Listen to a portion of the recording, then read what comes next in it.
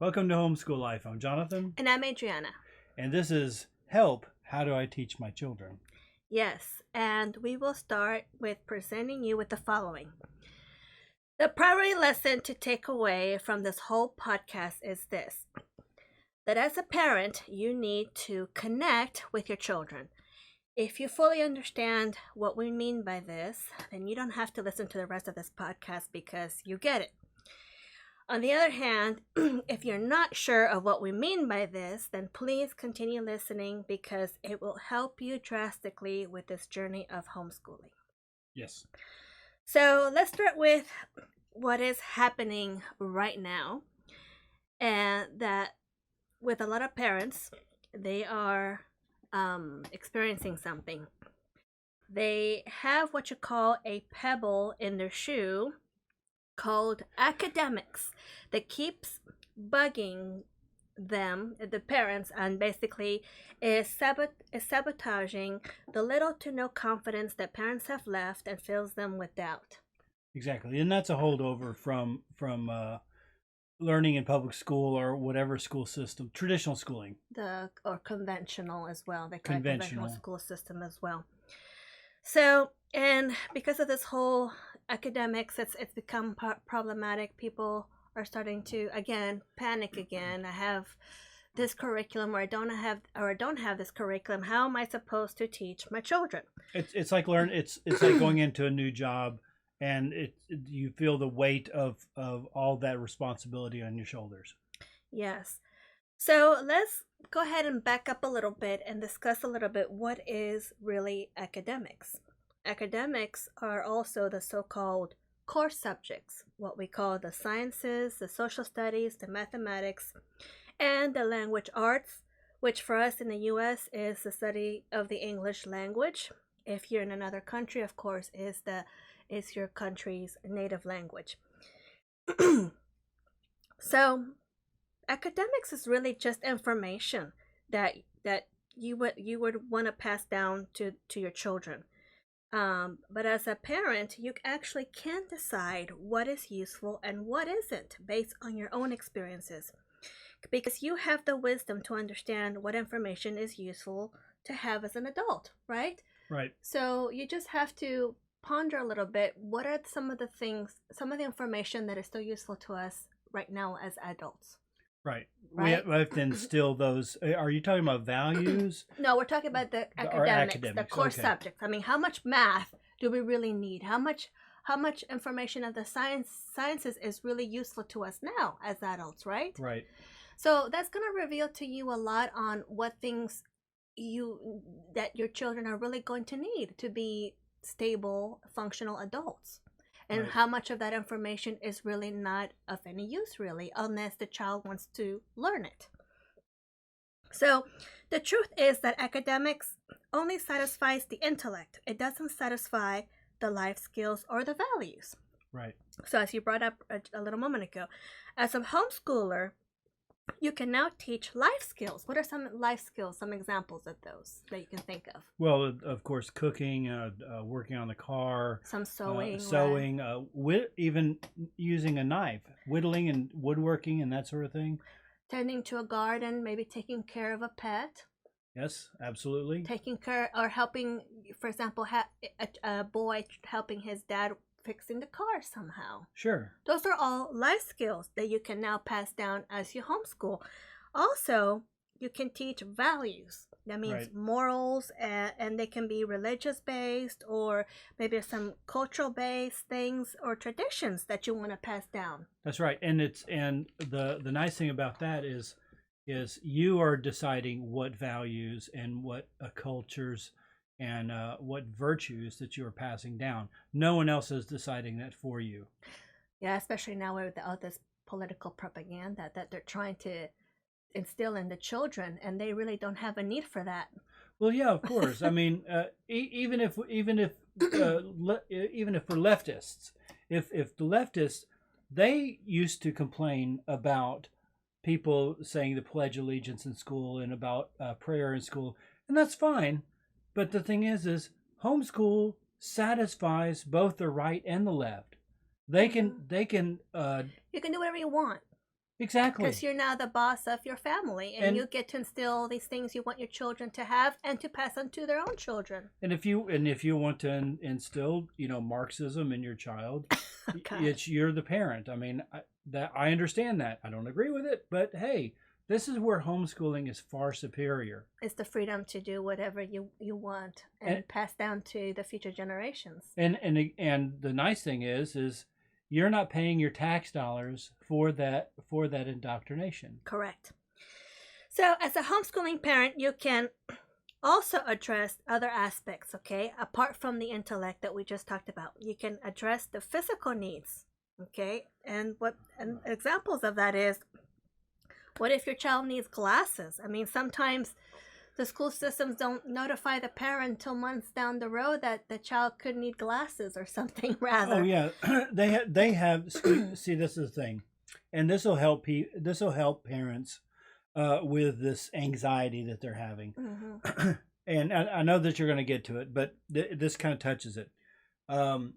Your child needs glasses. Well, the teacher is dealing with 30 or 29 other students. Yep. And they're not even noticing that your kid in the back row is squinting. Exactly. Or even on the front row and squinting. Mm-hmm. They don't notice it. It's not something that they can pick up right away because it's not one-on-one instruction. Exactly. They have to divide their attention and focus to 30 kids in the classroom. Sure.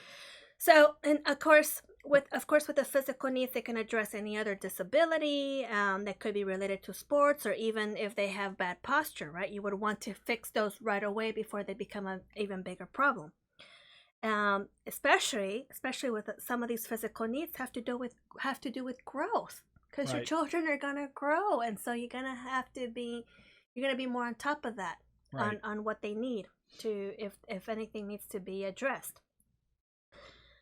Also, you can address the social needs. You can teach them character development.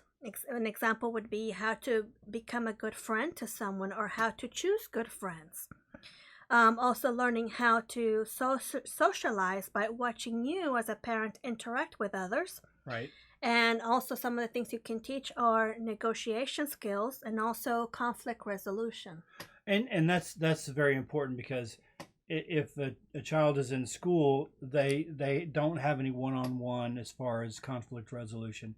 They kind of have to fend for themselves with the other students who themselves don't know how to socialize. Exactly. Okay, and the teachers, see, that's the thing, that the school, and this is what we're talking about before, the school doesn't have time for your kid. No, they don't. Okay, most of the time that the kid is in school is spent managing people. Yes. Okay, there's very little instruction, and I know that you're going to get to that about it's about time limits, but please continue. So, and then lastly, you can address the emotional needs. Okay, you can teach them how to understand or interpret their own emotions, how to read other people's emotions, and even how to manage and control their emotions. Right. So all these other things that I just talked about are things that the school systems don't even address, because all they're doing is trying to do the intellect aspect. That's it. Everything else pretty much gets dismissed. And we know from every indicator that the United States is far outspending the rest of the industrialized world as far as cost per student, but they're way behind in the other countries. Yeah, and this is why, I mean, if you look at the quality of our society now, the adults, right, you can see how socially awkward they are, right, and how they're having problems with building relationships. They may have some skill dealing with just their peers, but if you put them in a situation, let's say you have an outgoing adult who goes up to them, and they're a friend of the family, and they say, "Well, hi, how are you?" And they don't know how to react. No, they don't. They're in fact, if they're with a group of several of them, and you go up and say, "Hi, how are you?" They like, "Why are they talking to me?" Exactly. Anyway, so again, homeschooling addresses not only the intellect, but also the physical, social, and emotional aspects of the developmental needs of children. Okay, and also they are also developmental stages that are related to children's growth, and these aspects change. So where you may need to concentrate more on one particular one over the others. An example is if you have a preteen kid going through puberty, right? Right. They're gonna, at that particular stage in their development, they're gonna need more focus on their emotional and social needs. Right. As we know, right? Okay, so switching back to academics, that only addresses the intellect of a child. The other beautiful thing about homeschooling is you only have to spend a small amount of time on the academics, because in reality your children can only retain so much information. Okay, Right. they can only spend this much time focusing on it and retain that information. And that's age dependent. Right, and so this is something that you have to be aware of, because the rest of your time is spent on the other things that we already mentioned. Okay, Sure. so don't feel like, oh, if I'm not doing academics 8 hours a day, it's the day is a wash, right? No, it's because you're actually addressing other things as well that are very important. Actually, they're even more important than academics, really, because you'll figure out when you're doing your first year of homeschooling that children have a natural sense of curiosity. And if you allow them to be independent, they will actually want to learn things on their own. Okay, so now let's talk about curriculum, right? Because again, that's the pebble in the shoes of some parents that is bugging them. We got to cover the core subjects or whatever. So, okay, curriculum. If you haven't bought any or gone any or whatever, then that's good, because that is what we recommend at first, because what we rather stress on is that will be more helpful to you in your homeschooling endeavor is that as a parent, you first must have a very good relationship and bond with your children. Right, and that's true with anything, any sort of mentoring thing. The research is clear on that, as far as the child is not going to readily learn from somebody who he or she doesn't have a connection with. Correct. So what you need to use your time on is getting to know the children, what their needs are, what they're interested in. We also recommend getting the children involved in the process of developing the homeschooling experience. You should have the conversations with them and ask them what it is that you want to do. What would you like to be learning about? Let me make a quick example. Okay, the kid's friend says, "Hey, you know what? I'd like you to check out this new video game, and we could play it online." Mm-hmm. And the kid says, "Well, I don't know. I like this game. I play online with this other server. Blah blah blah." No. Come on, it's really fun. Well, I don't even know that game, right? Well, number one, let's look at that relationship. Number one, it's a friend, so it's already established trust, and now the person who is trying to get him to play the game is trying to sell them on it. Okay, so what is the questions being asked of him, or what is the guy ask? What is the guy wanting? The question is, what's in it for me? Exactly. Okay, so in that scenario, it's like, look, it's going to be really a lot of fun.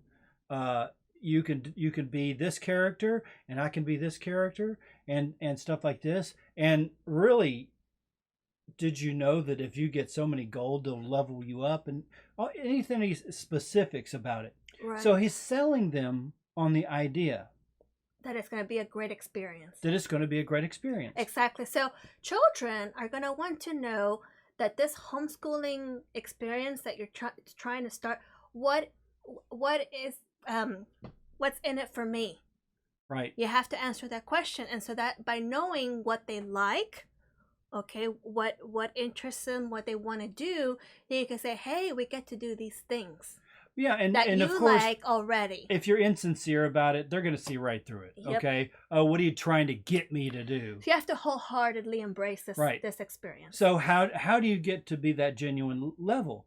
And the thing is you have to know what the value is of that thing. Because if you don't know what it's going to benefit the kid, you're not ready to teach it. No, you're missing a big thing that you need to in order to facilitate it. Correct. Because otherwise, you're going to be you're not going to succeed at all. So anyway, sorry, go ahead. So by connecting with the children and getting them involved in that process, you will end up having much happier children that love to learn, and they're going to enjoy the homeschooling experience altogether, and they're going to ask you to do it again the following year, and so on. Right. Okay, so what if you're that parent who bought curriculum already? Then what you need to realize is that there's still a high chance that there will be a conflict, despite of the good intentions of choosing it well. Right, and we kind of touched on that just a moment ago, and the thing is, if you're not ready to teach it, they're going to see right through that ruse. So what are some indicators that's going to tell a parent that this particular curriculum they chose with good intention is not really working out? What are some indicators? What do we see in the children? Well, we see very clearly that the dog is barking. Yes. Okay, sorry. Sorry about that. The indicators is they're bored, they're not engaging. Oh, yes. Right? What other things? Yeah, immediately you'll see them start fidgeting with something. And they're completely not interested at all. Right. So, and at that point, this has happened to me as well. And I saw that she was not interested, and my initial reaction was to push forward, but I didn't. What I did was I said, Annabelle, I apologize. It's my job as your guide to make this interesting for you. Mm-hmm. Okay, so I need to go back to the drawing board and try to look at how better I can teach this. Exactly. Okay, and so I actually apologized to her, and she goes, "That's okay, Daddy. Well, we can look at it tomorrow." Exactly. And the thing is, it's and those emotions that happen, maybe it's irritability, frustration from your part as a parent because you had good intentions. You spend time and effort to find this, and you want to teach it a certain way, and then you feel like your children doesn't appreciate it. But you know what? They're your customer. They're going to give you the feedback that you need so that you can actually get better as a guide and mentor, because in the end, what you want them to take away is to retain that information. Otherwise, it's a waste of time for everybody. Right.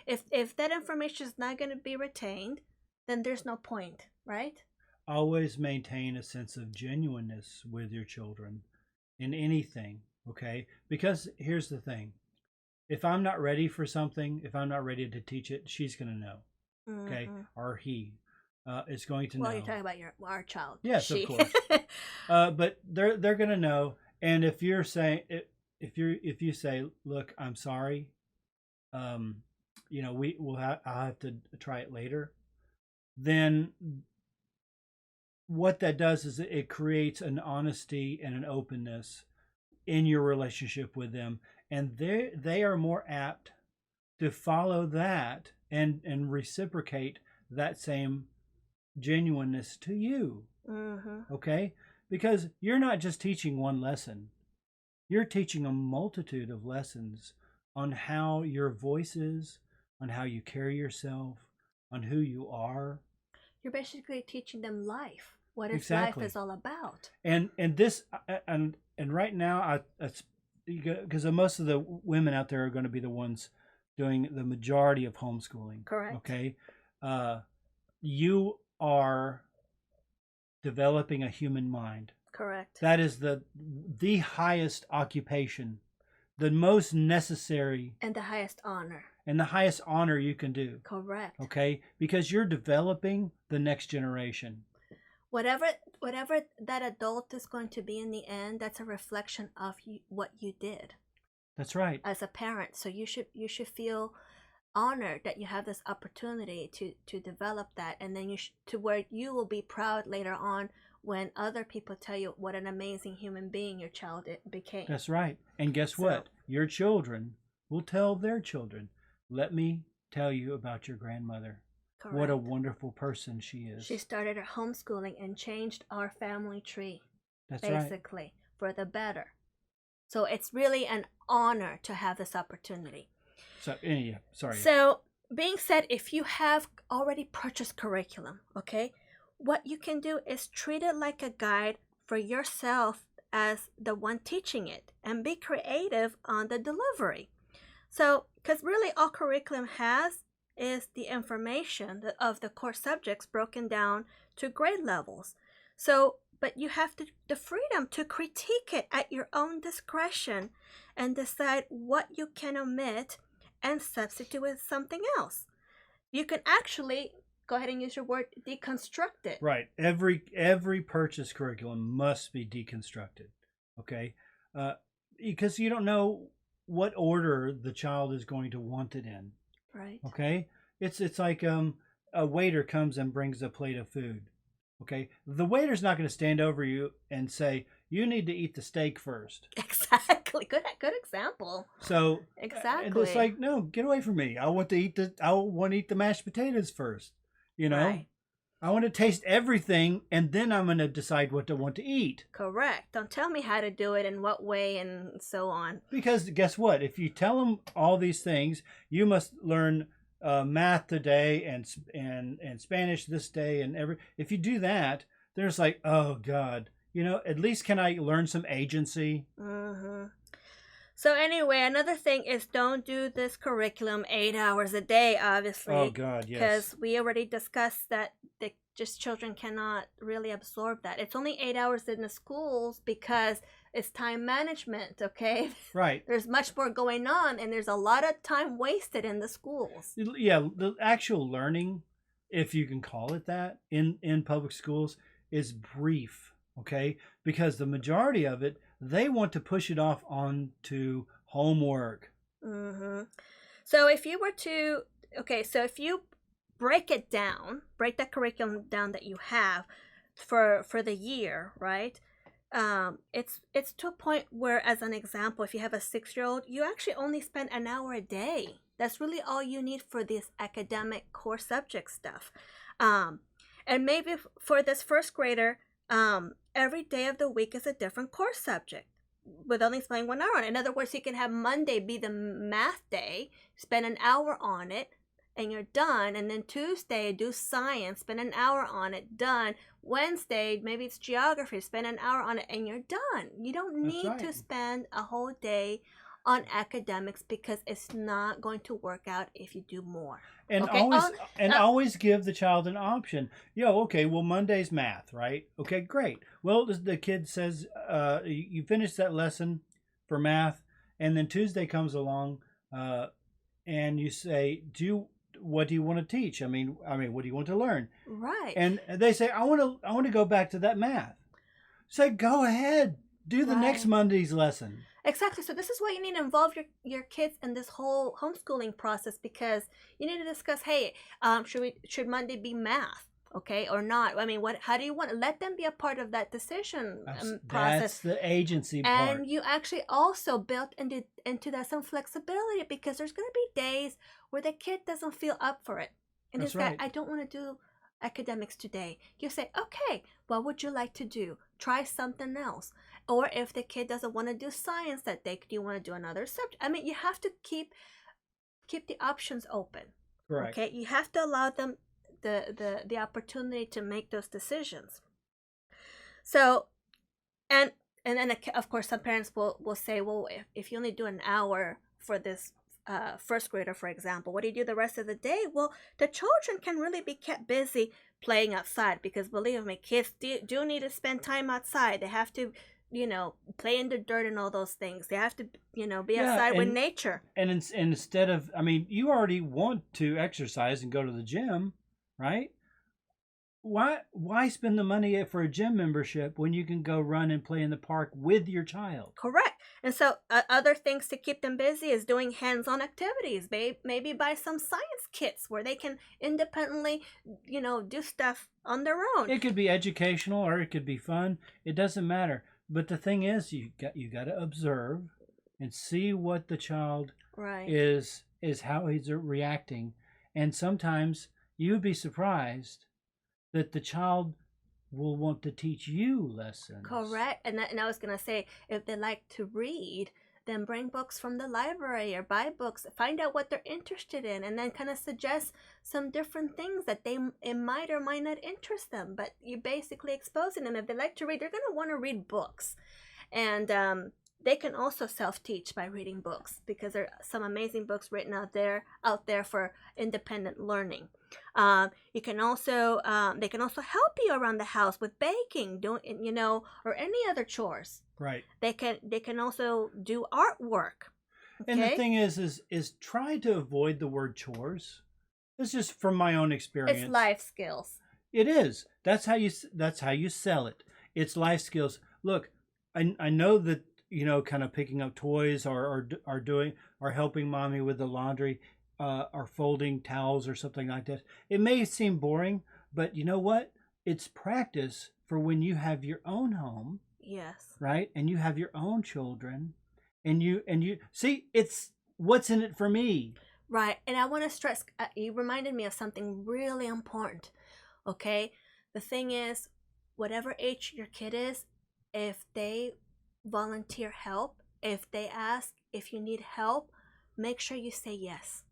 Yes. Don't turn them down, because the thing is, if you turn them down too many times, they're going to stop asking for help. Yes. And even if you ask them for help, they're not going to want to. Okay, so the thing is, you have to allow them to help you when they voluntarily, out of the blue, say, do you need help? Or can I help you with that? Try to say yes most of the time. Even if for a fact it's going to take longer. Exactly. Don't waste that opportunity to, again, connect with your child and teach them some amazing life skills. Because that's their empathy firing off. Right. They see you stressing, and they want to come to your rescue. Right. Okay? And that right there, that is an indicator. When they come and say, do you need help? That is an indicator that you have given them an amazing amount of empathy, and they want to return back. Correct. Okay? It's so much give and take with children. It's it's like this whole notion of fairness, about you've given me so much, I want to give back type thing. It is so ingrained in the child's mind that they feel like I want to do something for them. Yeah, so as we were just saying, is in homeschooling, the choices are endless. Okay, don't let this pebble in your shoe called academics keep messing things up for you. Okay, yes. Don't let it build any doubts. Absolutely. Because there are so much about life that you can teach your kids. So what you can do also, what we recommend, is connect with your local homeschooling groups, because they can give you great ideas. And in the future, when this whole lockdown thing moves on, there are group outings that come out of that too. This is what we experienced ourselves. We were connected to our local homeschooling groups, and we had a lot of great outings. And so we really miss those now. Right. So going full circle, the main thing is connect with your children so that your homeschooling experience is a very good one. Right. Because really, learning happens all the time and everywhere. And as parents, you need to just be aware of it and seize those opportunities when they present themselves. Okay, because it's this spontaneous learning that's happening, and it's being directed by the children's natural sense of curiosity.